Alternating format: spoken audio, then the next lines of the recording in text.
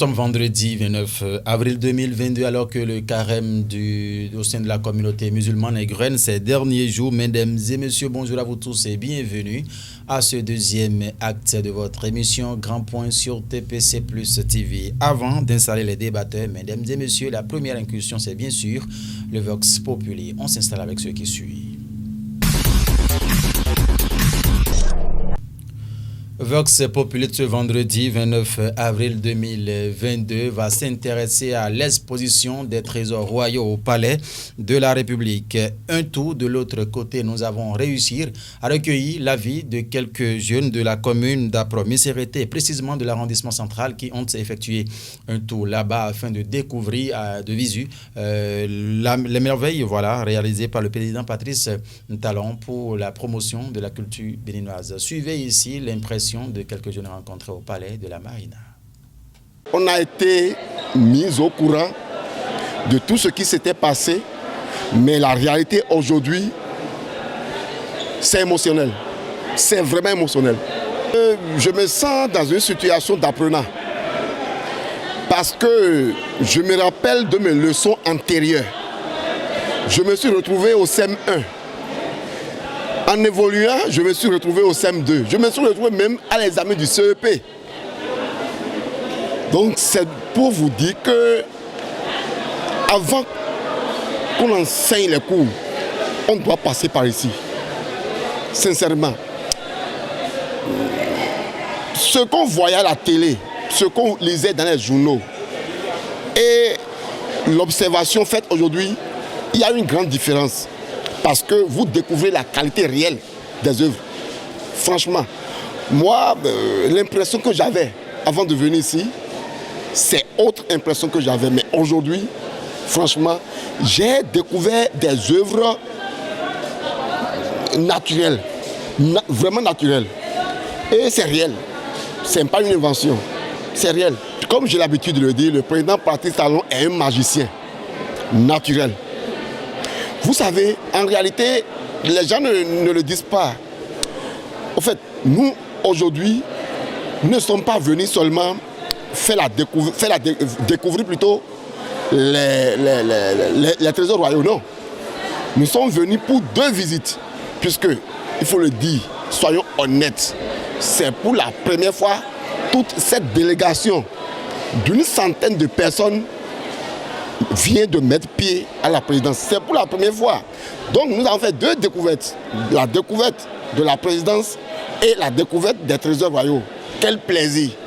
On ne savait pas, on ne pouvait jamais imaginer qu'un jour, un président allait laisser la porte ouverte à tout le monde. Puisque j'ai constaté quoi? Toutes les couches sociales sont ici. Les pauvres sont là, les riches sont là, les enfants sont là, les artisans sont là, les femmes sont là. Toutes les couches sont ici. Il est magicien. Franchement, la qualité de l'accueil, la manière de nous prendre, je suis satisfait et presque tout le monde est satisfait. Et bon, c'est le rythme que le Père est en train de donner à la nation. Le travail bien fait commence par la qualité de l'accueil. Et je pense que c'est de ça qu'il s'agit. Et moi, pratiquement pour la première fois, je suis en train de mettre pied ici au palais de la Marina pour visiter les œuvres ramenées de la France par le président Patrice Talon. Et pour dire clair, je n'ai même pas envie de ressortir de cette maison ici. Et si on pouvait me permettre d'y rester pendant quelques instants encore et de parcourir, de lire tout ce qui est écrit sur chaque œuvre, je crois que ça me ferait vraiment plaisir. Premièrement, je peux dire que Dieu le bénisse et le garde plus longtemps, lui prête de longue vie. Pour ces gens d'initiation, j'ai vraiment aimé et que Dieu puisse le garder plus sur son trône là où il est. Comment je suis émerveillée à voir les richesses du monde, de mon cher très pays. Bon, je suis hyper heureuse et pas mal. Vraiment, je suis très ému et très content et je félicite le chef de l'État pour l'initiative. Aujourd'hui, les Béninois découvrent le trésor, tout ce qu'on nous avait arraché. Et aujourd'hui, on est revenu avec ce trésor, avec les mains de nos ancêtres. Et tout le peuple béninois est en joie. ceux qui ne sont pas là, il faudrait qu'ils viennent voir les œuvres d'art de nos ancêtres, puisque c'est celui qui voit qui peut témoigner. Aujourd'hui, on peut mourir en toute joie et être en communion avec nos ancêtres. Au rôle d'exposition des trésors royaux au palais de la présidence au Bénin, c'est des merveilles tout simplement. Et si vous n'y avez pas encore effectué un tour, essayez alors d'y aller afin de découvrir vous aussi tout ce qui s'y trouve.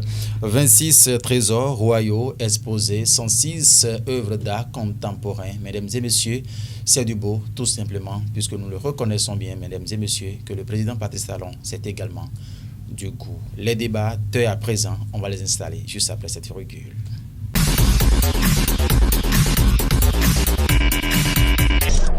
Nous voici de retour en ce studio pour installer les débatteurs. Achille Padonou, bonjour. Bonjour Mathieu Midengoï. Vous avez déjà fait un tour au palais? Oui, déjà.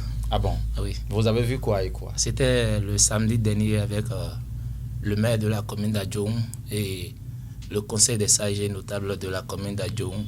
Nous y étions et nous avons découvert du moins les merveilles des trésors royaux exposés au palais de la République. Et c'est l'occasion peut-être pour moi de dire un grand merci au président Patrice Talon pour cette opportunité qu'il offre à la population béninoise. Parce qu'entre-temps, si on parle du palais de la Marina, c'était comme un mythe. C'était pas donné à n'importe qui d'y accéder, mais grâce au président Patrice Talon, n'importe quel Béninois a l'opportunité aujourd'hui peut aller au palais d'y aller. Merci Achille. Laurent, bonjour. Bonjour à vous Mathieu Midengoyo, bonjour aux amis internautes de TPC Plus TV. Cette question, vous êtes déjà revenu une fois, vous êtes allé au palais. Tout à fait.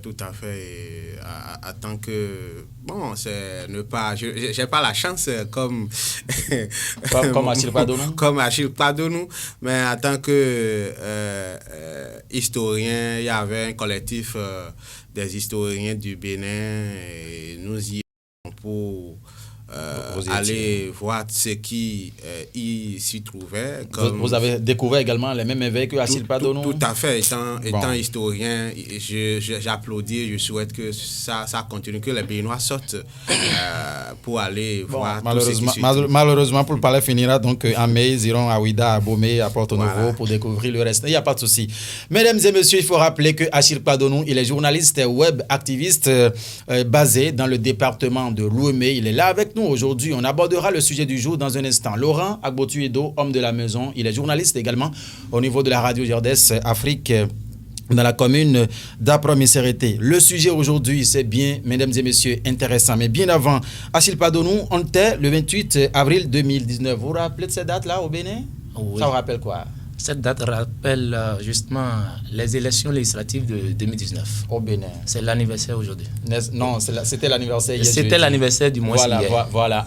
Vous vous rappelez quelque chose là? Tout à fait. Qui peut oublier cette élection législative de 2019? Ça a été une élection particulière, éprouvante. Et comme je le rappelle souvent, ces députés de la 8e législature doivent tout au chef de l'État parce qu'il a bataillé dur pour que nous ayons cette élection. Ce qui est sûr, nous reviendrons sur les circonstances d'installation de cette mandature en cours sur ce plateau au cours d'un numéro de ce débat. Sur TPC Plus TV, il n'y a pas de souci. N'importe comment, mesdames et messieurs, malgré l'harmonisation des prix des produits de grande consommation et l'appui considérable du gouvernement du chef de l'État, le président Patrice Talon, pour amoindrir les peines des populations, le constat est que sur le marché, certains produits de grande consommation continuent de coûter un peu cher. Achille Padonou, vous constatez cela comme nous? Merci, monsieur Mathieu, pour cette question.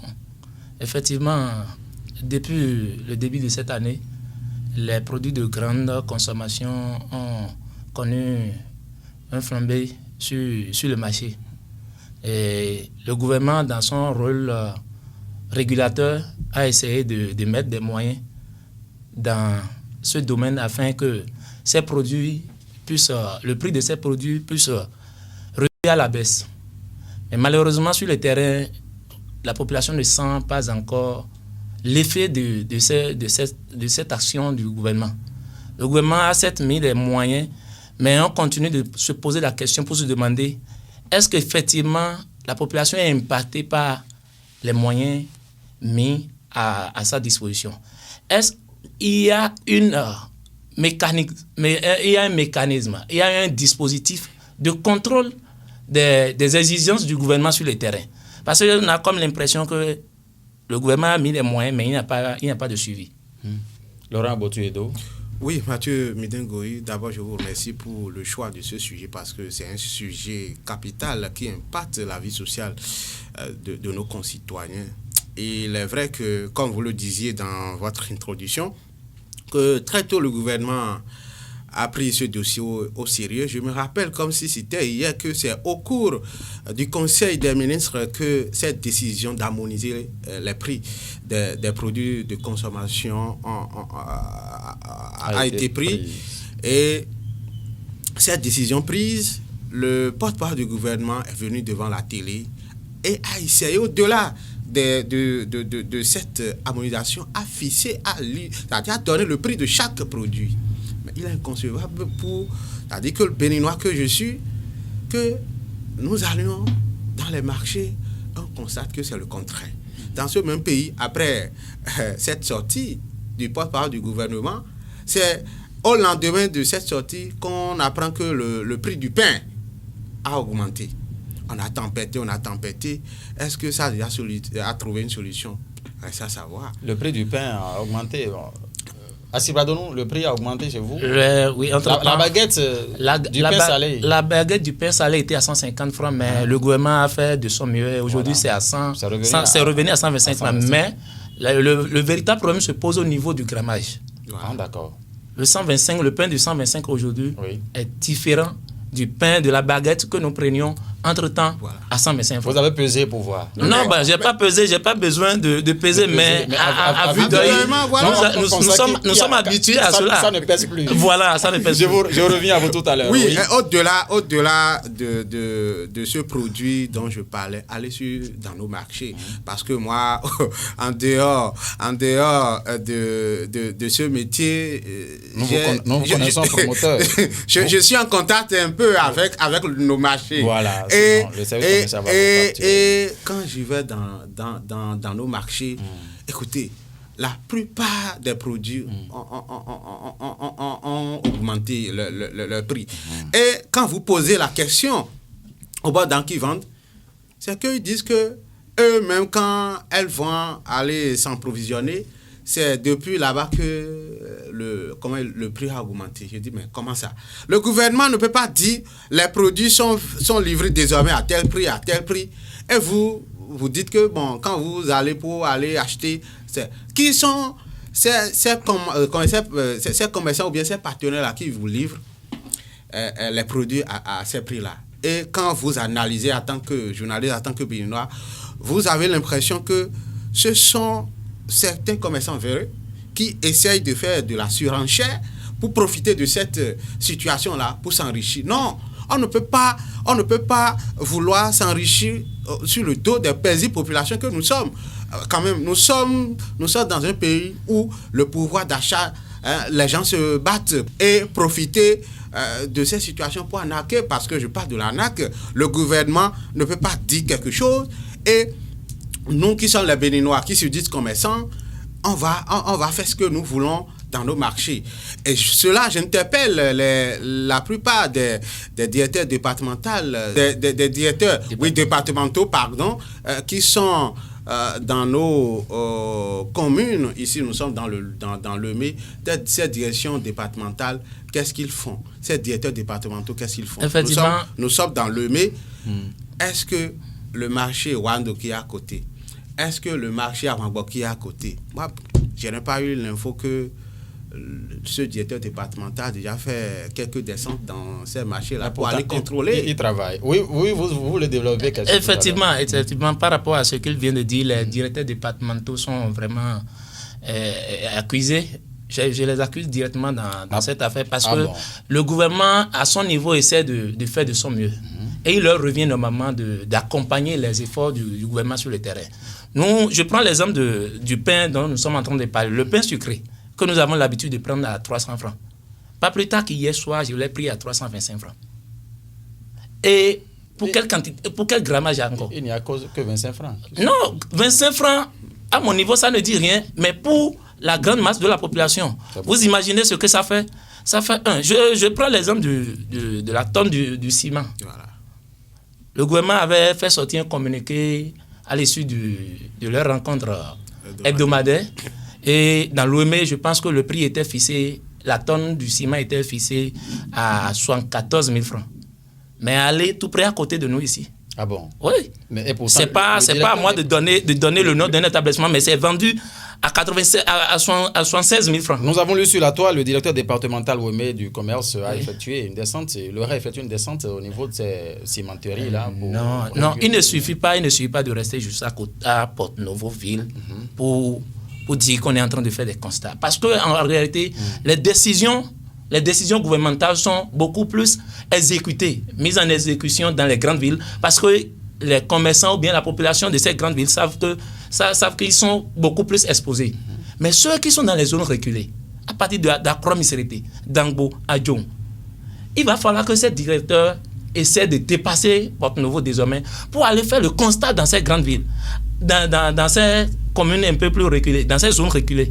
Parce qu'il ne sert à rien de rester à Porte-Novo pour dire oui, la décision du gouvernement est prise en compte et effectivement, le ciment, par exemple, est vendu à 74 000 francs. À Accra-Missérété, les gens vendent la tonne de ciment à 76 000 francs, à 80 000 francs. Mais qu'est-ce qui est fait? Rien n'a été fait. Vous voyez, sur le marché, c'est de la même manière que le prix des produits est vraiment incontrôlé et la population se désole de jour en jour. Parce que nous savons aujourd'hui que la population a un pouvoir d'achat beaucoup plus faible. Et nous traversons notre pays, comme la plupart des pays de la planète, traversent actuellement une crise économique, une crise financière. Et aujourd'hui, faire sortir 25 francs pour aller acheter, comme le dit un frère, le manger est devenu une équation à résoudre par jour. L'homme a la capacité de manger normalement 3 fois par jour, c'est-à-dire matin, midi, soir. Mais aujourd'hui, nous prions pour prendre au moins un seul mets par jour, d'avoir la capacité de prendre un seul mets par jour. Parce que c'est ce qui se passe dans le pays, il ne faut pas rester à Cotonou ou à Porte-Novo-Ville pour sentir. Il faut descendre dans les hameaux, descendre dans les zones reculées pour voir la peine de la population. Les gens se gênent, les gens se battent, mais ils n'ont pas en retour et de façon conséquente les revenus escomptés pour pouvoir subvenir à leurs besoins. Je prends l'exemple des motos. Les motos qui étaient vendues entre-temps à 630 000, je prends l'exemple de Aoudjou 115.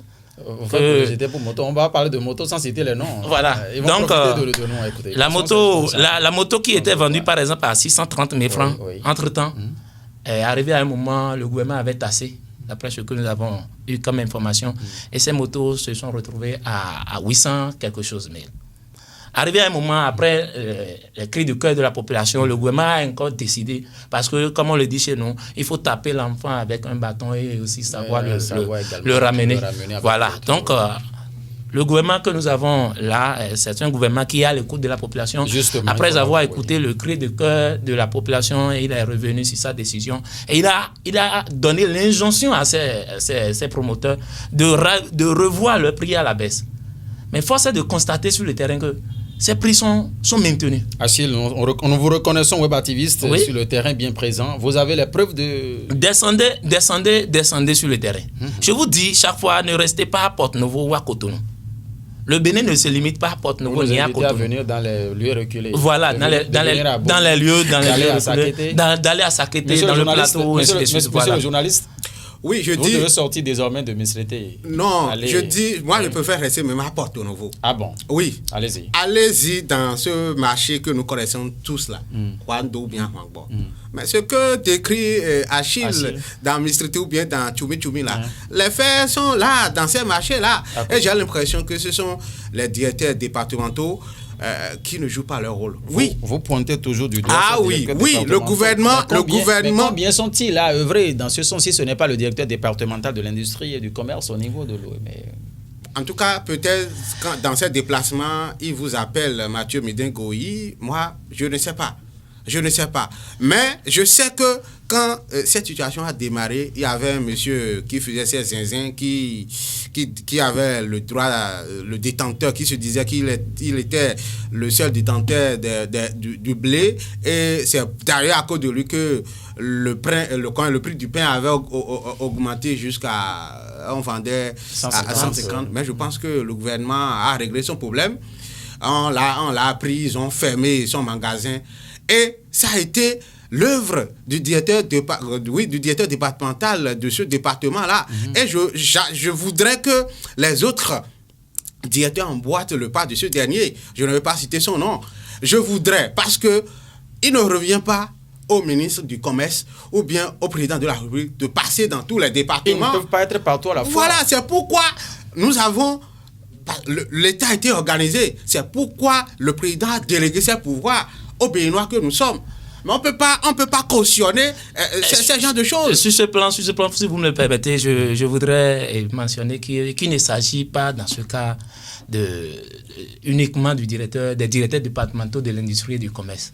Ça devait être une nation mixte. Tout à fait. C'est-à-dire les directeurs départementaux de l'industrie et du commerce doivent s'associer à leurs collègues de l'intérieur pour que la répression suive leur action. Voilà. Parce qu'il ne servira à rien de descendre dans le marché de Wando maintenant et de sensibiliser les gens sans passer à la répression. Si on fait l'option de la sensibilisation, nous allons passer toute notre vie à sensibiliser sans avoir des résultats. On passe à la répression, c'est vous-même citoyens qui mais les policiers ont fait ci, les non. On commence pas. Ça dépend. Le gouvernement a déjà trop communiqué autour de cette affaire. Et le problème ici, il s'agit d'un problème vraiment social. Et c'est la vie de tous les Béninois qui est engagé. Et il va falloir que le gouvernement passe à l'acte. C'est pas parce que, à cause des intérêts d'un groupuscule de personnes, que nous allons sacrifier tout un pays.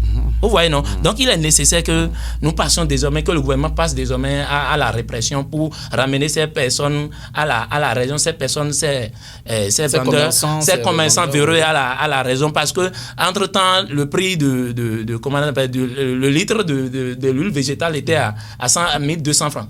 Mais aujourd'hui, c'est toujours vendu à 1200 francs, malgré les moyens mis par le gouvernement. Voilà. Comment cela s'explique? Tout à fait. Il va falloir que le gouvernement prenne ses responsabilités. Sinon, le gouvernement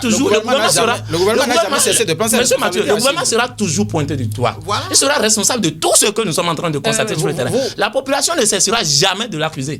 Parce que quoi? Une chose est de mettre les moyens, mais l'autre chose est de pouvoir faire un suivi. C'est le suivi qui manque faisons la part des choses. Oui. Entre gouvernement, les directeurs départementaux. Les directeurs départementaux sont les membres du gouvernement. Le gouvernement ne se limite pas au président Patrice Talon. Le gouvernement ne se limite pas à ABT. Raison pour laquelle il s'est fait entourer de ces hommes. S'il constate que leur lieutenant dans le département ne font pas leur rôle, c'est à eux de prendre leurs responsabilités. Et justement, là où je suis un peu inquiet, c'est que nous avons un gouvernement qui, pour le second mandat, a placé ce second mandat sur le hautement social. Et les actes qui sont en train d'être posés. Et ce gouvernement-là reste droite dans sa ligne éditoriale du départ. Et voilà des Béninois qui décident de saper, de tendre le coup à cette ligne. Moi, gouvernement, je ne veux pas me taire. Et c'est d'ailleurs pourquoi nous en parlons aujourd'hui, pour que, qu'il s'agisse des ministres ou bien des députés ou bien du chef de l'État également, qu'ils aient une idée de ce qui se passe dans nos marchés. Écoutez, nous sommes tous des humains. Chaque humain veut toujours profiter d'une situation donnée pour se faire de l'argent. Mais nous devons voir la conjoncture actuellement. Au niveau de certains capitales, ils ont même mis désormais le prix de... J'ai payé la tasse de thé hier à 250 francs. Voilà.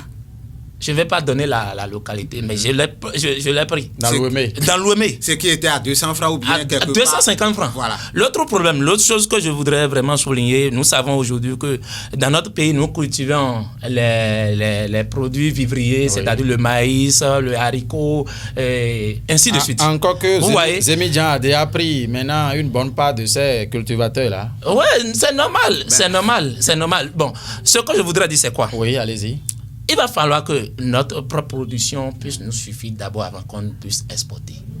Au départ, le président Patrice Talon avait pris une décision très salvatrice qui allait dans l'intérêt de la plus grande majorité des Béninois. C'est-à-dire fermer les frontières, on ne devait normalement plus vendre nos produits à l'extérieur tant que les besoins internes n'étaient pas satisfaits. Arrivé à un moment, les cultivateurs avaient commencé par ronchonner, non, c'est à l'extérieur, nous vendons et ça nous profite. Donc, les gens sont intervenus en son temps, le gouvernement était obligé de revoir encore cette mesure. Est-ce que vous vous rappelez en son temps, même la mesure de Gary était vendue à 100 francs.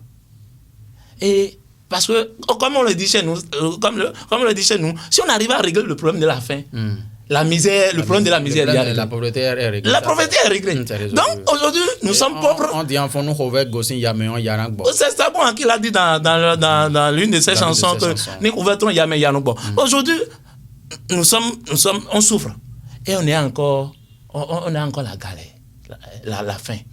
Si le gouvernement pouvait revenir sur cette décision de ne plus importer les produits vivriers, parce que nous en avons besoin. C'est parce qu'il y a un manque que les prix s'augmentent. Achille, pardon. Oui. Est-ce que vous êtes sûr de ce que les produits vivriers de chez nous sont en train d'être exportés actuellement? Oui, non. Nous le savons tous, non. Nous le savons tous, le maïs, ainsi de suite. En tout cas, arrivé à chaque instant, le gouvernement essaie de recadrer, de les conserver. Mais malheureusement, la population essaie de trouver des alibis, des moyens pour pouvoir exporter ces produits qui, en réalité, ne nous suffisaient même pas. Vous voyez? Et en ce moment, en économie, lorsque l'offre est inférieure à la demande, il y a l'inflation. Donc, c'est l'une des raisons de l'inflation des prix aujourd'hui sur le marché. Vous voyez? Donc, il va falloir que le gouvernement essaie de prendre encore ses responsabilités pour le bonheur de la population béninoise. Assez, pardon, merci. Oui, Laurent. Oui, Laurent et Mathieu Midingoyi, comme je le rappelais tantôt, quand vous prenez la géopolitique dans le monde aujourd'hui, la crise russo-ukrainienne complique la vie au pays que nous sommes. Même les pays africains ne sont pas... Ce n'est pas seulement le Bénin. Voilà, les pays africains ne sont pas épargnés. Alors, et chaque pays se cherche dans ces conditions. Quand on me disait, il y avait un monsieur qui a une voiture qui consommait du gasoil... il disait que depuis quelque temps, il ne pouvait plus faire sortir sa voiture parce que le gasoil, c'est devenu cher et il faut essayer de parcourir. On ne peut pas en train de réfléchir pour avoir du gaz et encore réfléchir pour avoir au moins notre gari que nous produisons dans notre... Voilà ce que je dis. Est-ce que monsieur Mathieu, est-ce que l'inflation au niveau des prix des produits vivriers que nous avons ici est liée à la crise ukrainienne? Voilà, donc c'est pourquoi... Est-ce que c'est l'Ukraine ou bien c'est la Russie qui produit le maïs, qui cultive le maïs ici au Bénin? Le gouvernement, selon moi, a joué sa partition. Voilà. Il a appuyé financièrement. Vous ne restez pas sans savoir qu'il a mis des milliards dans ce domaine-là. Une chose est d'appuyer, Mathieu Midingoyi. L'autre chose est de travailler pour qu'il y ait un suivi. Maintenant, est-ce que le temps ne revient pas, selon moi, au gouvernement? Le temps revient au gouvernement. En quoi vous Monsieur dites ça? Mathieu Midingoyi, le temps revient toujours au gouvernement. Attendez, le temps revient au gouvernement. L'argent qui est injecté, dont vous êtes en train de parler, c'est pas l'argent de quelqu'un, c'est l'argent du contribuable. Et c'est les Béninois qui ont cotisé. Et on a pris de cette cotisation pour encore soulager la peine de la population. Il revient toujours au gouvernement de prendre ses responsabilités. Maintenant, une chose est d'injecter des milliards, vous pouvez injecter des centaines de milliards. Si vous n'avez pas de suivi, si vous n'avez pas de gardiens, ça ne peut jamais prospérer. Ce n'est pas les stratégies de suivi qui manquent au gouvernement du pays. Non, mais est-ce que ces stratégies sont mises en œuvre sur le terrain? Ces stratégies sont caduques. ne payent pas dans nos marchés. C'est pourquoi d'ailleurs les commerçants verront font ce qu'ils veulent. Mathieu Midengoï, je le disais tantôt que nous ne sommes pas en train de demander au président de la République de venir, de faire le tour dans les marchés, encore qu'il le fait, il l'a fait par le passé, mais qui donne de l'ordre à ces différents ministres et que les ministres à leur tour exigent aux Béninois qui sont payés par l'argent du contribuable, parce que les directeurs départementaux sont payés grâce à nos sous, grâce à nos souffrances. On les paye pas pour qu'ils restent dans leur fauteuil doué, dans leur bureau. Mathieu Midengoï, qu'ils fassent le tour des marchés pour voir est-ce que la décision prise par le gouvernement au cours du conseil des ministres sont respectées dans nos marchés. Quand vous allez au marché aujourd'hui pour payer telle chose à 100 francs, vous avez 3 jours après, vous prenez les 100 francs pour aller, vous serez surpris. Encore un tout à l'heure, c'est fini quelques secondes. 30 secondes. Ce que je voudrais dire, en guise de conclusion. Oui, ce que je voudrais dire pour finir, c'est que le président Talon, il est temps que le président Talon puisse prendre ses responsabilités. Vous revenez sur cette affaire. Oui, parce que au sein de la population, pour mes parents qui sont à Missérété, qui sont à Dangbo, c'est pas le ministre qui a failli. C'est pas le directeur départemental qui a failli, mais plutôt c'est le président Patrice Talon. Ah bon? Parce que c'est lui on voit partout. C'est à lui on a confié la gestion de ce pays, la direction de ce pays. Et chaque fois que ça ne va pas, chaque fois que ça ne marche pas, il lui revient à chaque fois de taper du poing sur la table pour dire voilà, prenez vos responsabilités. Sinon, il sera comptable de tous les dégâts qui seront causés sur le terrain. Parce que d'ailleurs sur le terrain, vous rencontrez un citoyen aujourd'hui, vous dites Talon, c'est Talon. Peut-être que le gars n'en a même pour rien. Il fait de son mieux. Mais ceux qui doivent l'accompagner ne font pas leur travail. Il va falloir qu'ils prennent ses responsabilités.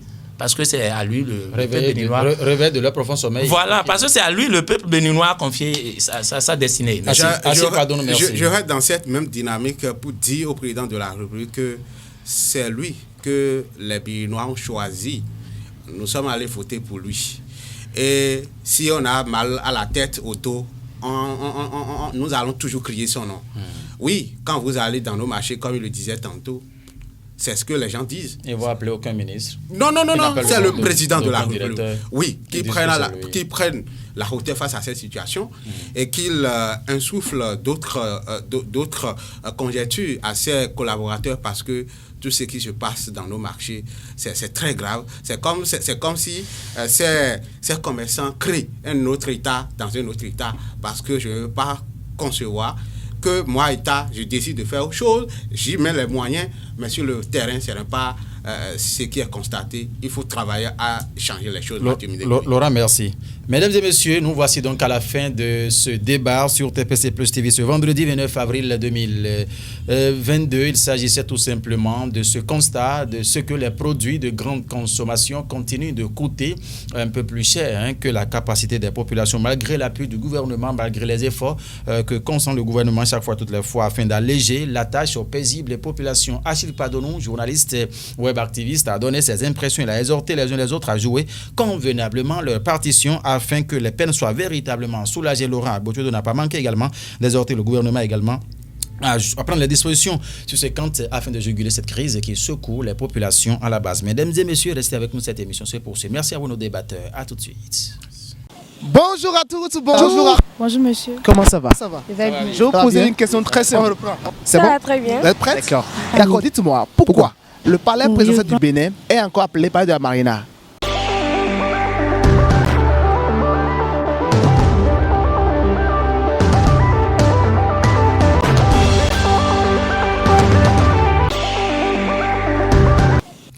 Retour en studio après donc cette première partie consacrée au Vox Populi, au débat pour le compte de cette émission Grand Point de TPC Plus TV ce vendredi. Nous allons à présent installer la deuxième partie pour démarrer justement par la page invitée. Félicien Bonou, installez-nous.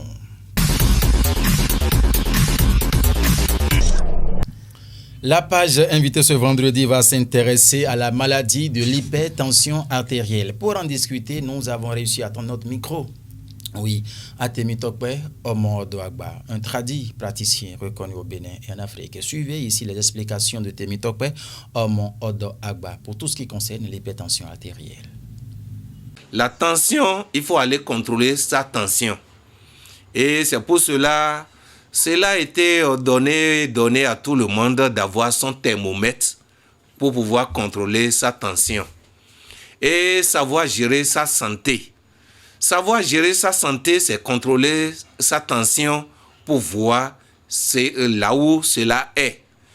Et aussi manger à l'heure pour que la tension ne soit pas menacée.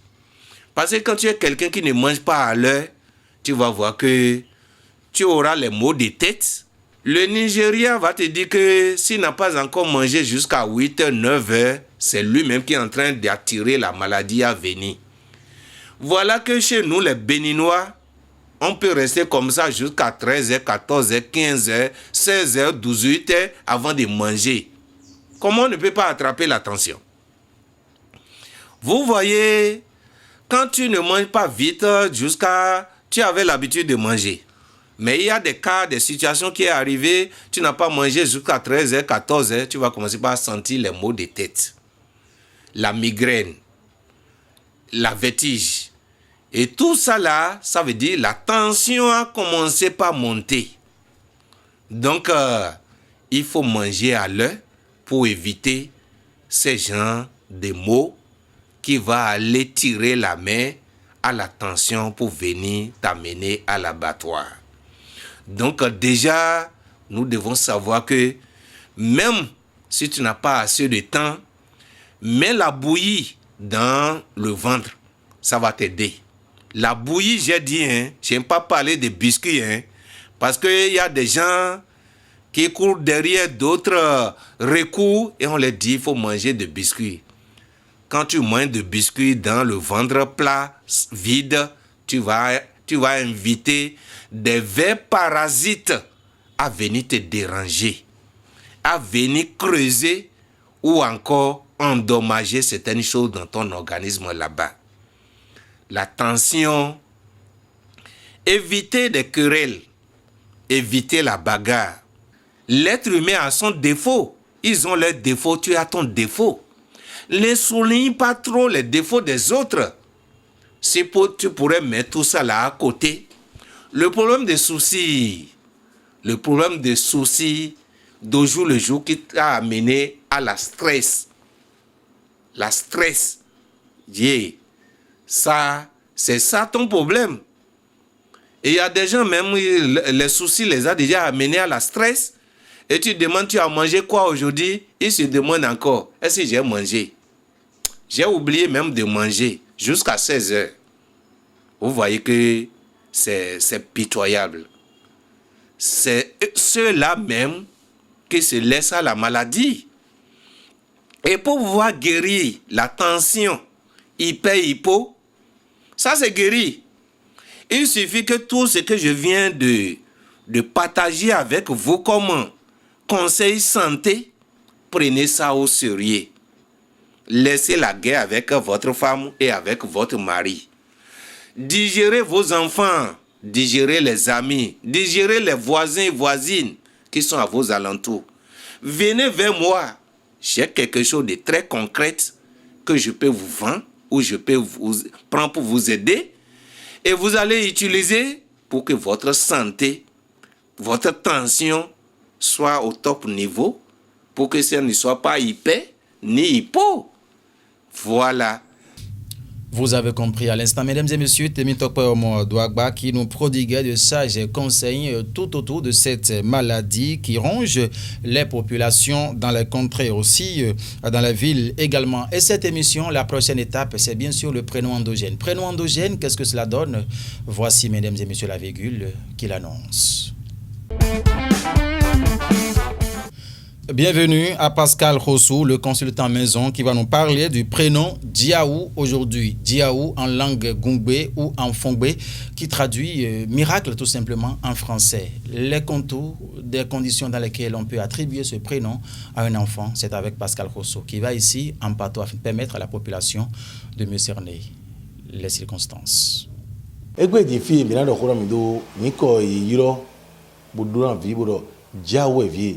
Diaou, il me dit Diaou, mais au mira on yomlo nous dit ou daho eni. Mais les deux Diaou na ne cambio ya eton. Bukaba baiton le. Iran time nous ils ont deux Diaou ne.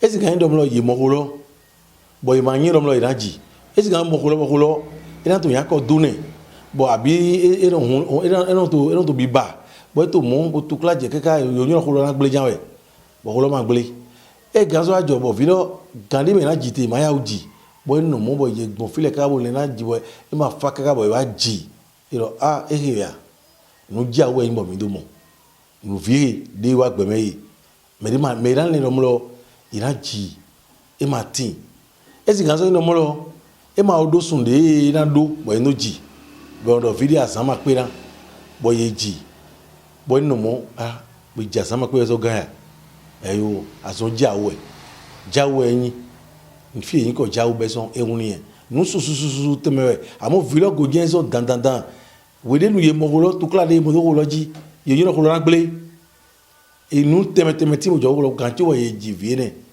eyo vie jawo mi na do ne nu jawo yin nu pachame we yin bo edo ji wo ezo wo edo jawo fi yin ko jawo ton son ehun ni me chele mi na ye gbe ton do mo e je were vonu mi na so pe.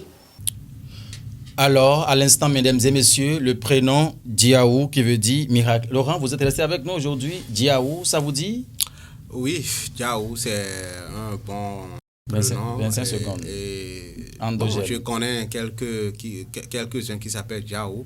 Et c'est toujours des énergies positives qui accompagnent quelqu'un qui porte ce nom. Peut-être mon second enfant porterait également ce nom. Porte second enfant.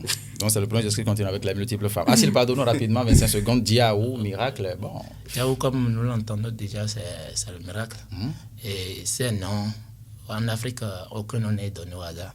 C'est suite à des événements que la famille décide d'attribuer un nom à un enfant. Et souvent, si vous voyez ces enfants qui portent ces noms, c'est allez vous questionner par rapport à les circonstances dans lesquelles ils sont nés. Vous verrez que c'était vraiment du miracle. Merci à vous, Assil Padono. C'est un week-end qui s'annonce et il y a également le Ramadan qui doit coïncider. Vous n'invitez peut-être pas l'équipe de TPC Plus TV quelque part en charge de la communication au niveau de la mairie d'Adjoron. Vous avez quelque chose pour nous? De l'autre côté, on ne sait jamais. Nos frères musulmans, à qui je souhaite d'ailleurs déjà bonne fête. Par anticipation. Ils nous entendent, ils nous écoutent et ils feront l'essentiel. Ah bon, vous n'êtes pas musulman?